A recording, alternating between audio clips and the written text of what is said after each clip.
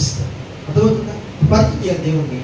నేను ఆరాధిస్తున్న దేవుని దగ్గర నీకు కావాలంటే కనుక నువ్వు నావలే కాదు కానీ బైబిల్ ప్రకారంగా జీవించు. ఏం చెప్పాలి?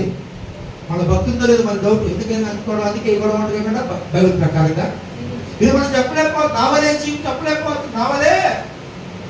నావలే జీవించు, నావలే మాట్లాడు, నావలే ప్రార్థనలో ఉండు, నావలే మందిరానికి అని చెప్పలేకపోతున్నామంటే మన భక్తి మనకు బాగా.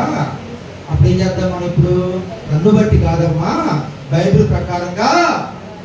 కానీ అపోస్తలుడు పౌలు అంటాడు, అయ్యా నేను క్రీస్తును పోలి నడుచుకున్న ప్రకారం నన్ను పోలి మీరు కూడా ప్రార్థన చేద్దాం. చెప్పండి, మనం ఆరాధిస్తున్న దేవుడు ఎవరో తెలుసంట? మన యజమాని తెలుసంట, మన వర్కర్స్ తెలుసంట, మన ఈ చుట్టుపక్కల ఉన్న వాళ్ళందరూ తెలుసంట. కానీ ఆయన ఎంత శక్తివంతులు మనకంటే వారికి బాగా.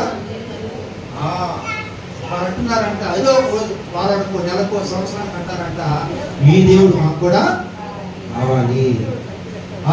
ఆమేన్, ఆమేన్. మన ధైర్యం చూసి, మన సమాధానం చూసి వాళ్ళు మన దేవుని కోరుకుంటున్నారు. దేవుడు